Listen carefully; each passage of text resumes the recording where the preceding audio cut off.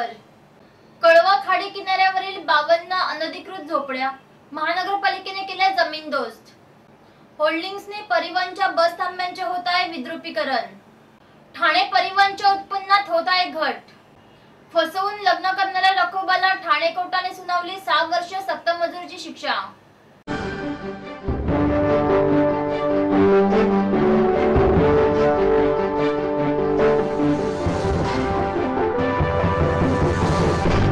विविध मागण्यांसाठी एसटी कर्मचारी आज मध्यरात्रीपासून संपावर जाणार आहेत. एसटी महामंडळातील 4 कर्मचाऱ्यांनी कर्जबाजारीपणामुळे आत्महत्या केल्याची माहिती महाराष्ट्र एसटी वर्कर्स काँग्रेस इंटकचे अध्यक्ष जयप्रकाश छाछेड यांनी एका प्रसिद्धी पत्रकाद्वारे केली आहे. विशेष म्हणजे अशा प्रकारे कर्मचाऱ्यांनी आत्महत्या करूनही प्रशासन मात्र याबाबत असंवेदनशील असल्याची टीका त्यांनी केली.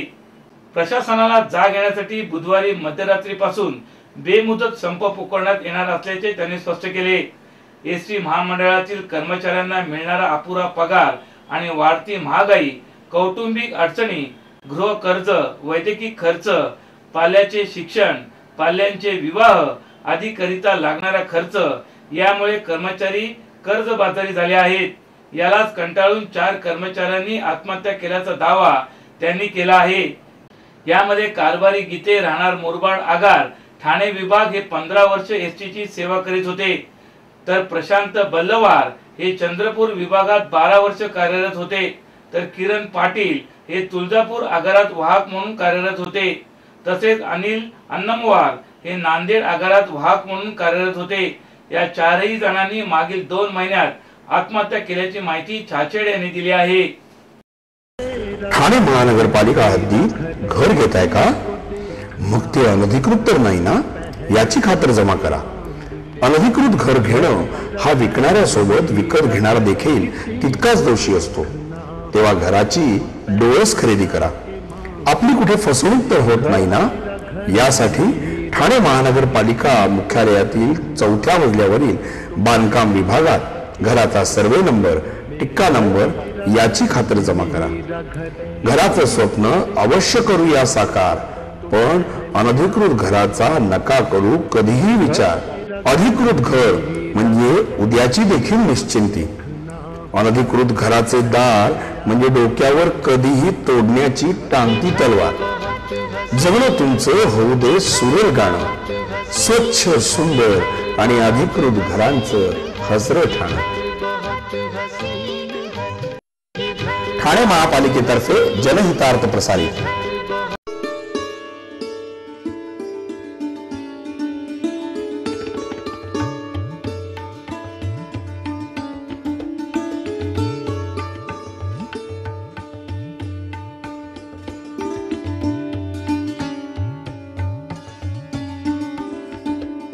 कळवा खाडी किनाऱ्यावरील 52 अनधिकृत झोपड्या महानगरपालिकेने जमीनदोस्त केल्या आहेत.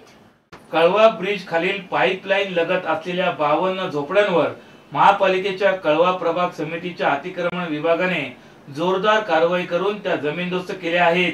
मागील काही दिवस थंडावलेली कारवाई या निमित्ताने पुन्हा एकदा सुरू झाली आहे.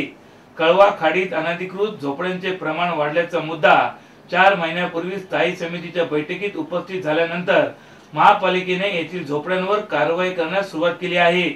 परंतु गेले काही दिवस या कारवाईला ब्रेक लागला होता. त्यामुळे पुन्हा येथे काही ठिकाणी नव्याने झोपड्या उभ्या राहू लागल्या होत्या.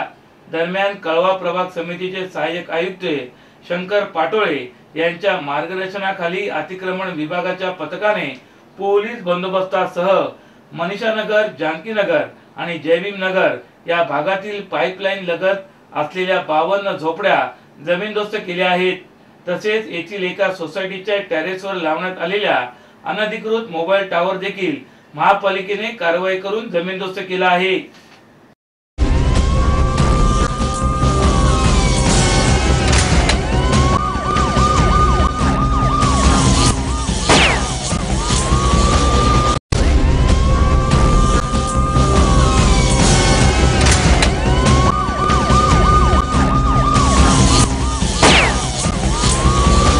त्यामध्ये 2500 कर्मचारी काम करीत आहेत. मुंबई प्रमाणे बेस्ट होणे सोडा, पण टीएमडीच्या मागून सुरू झालेल्या नवी मुंबई वसई विरार महापालिकेच्या सेवांनी ठाणे काबीज केले असतानाही वेगवेगळे प्रयत्न करूनही परिवहन सेवा का टाकू शकलेली नाही। परिवहनच्या वागळे आगारात 75हून अधिक बस टायर बदलणे, ट्यूब बदलणे, तुटलेल्या काचा, खराब आसने, टीपीएस केबल टाकणे अशा कारणांनी धूळ खात पडल्या आहेत। यामुळे परिवहनच्या उत्पन्नात घट होत आहे।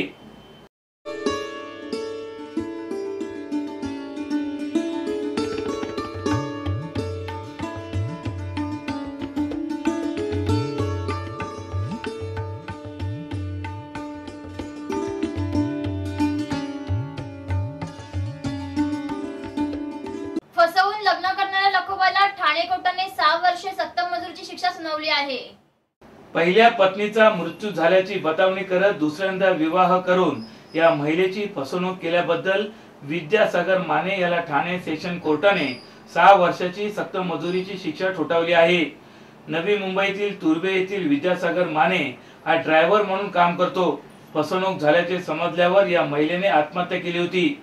माने याने दुसरा विवाह करताना आपली पहिली पत्नी संगीता हिचे निधन झाल्याची बतावणी केली होती।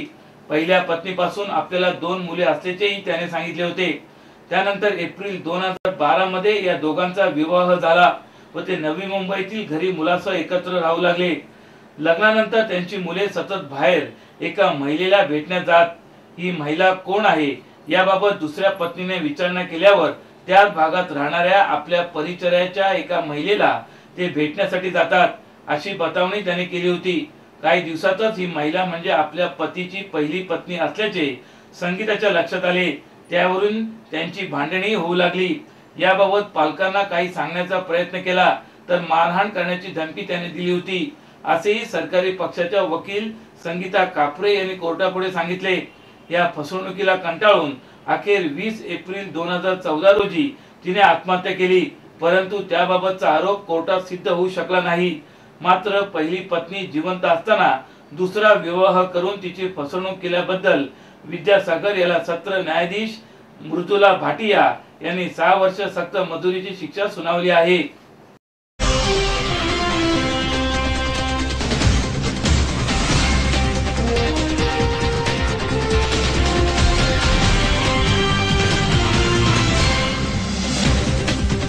तर या होत्या काही ठळक घडामोडी। उद्या पुन्हा भेटू याच वेळी याच ठिकाणी। ठाणे दर्पण वृत्तवाहिनीचे प्रसारण ठाणे शहराबरोबरच ठाणे जिल्ह्यातही होत असते। तरी आपल्या काही समस्या अथवा सूचना असल्यास आमच्या या पत्त्यावर संपर्क साधा। आमचा पत्ता पुढीलप्रमाणे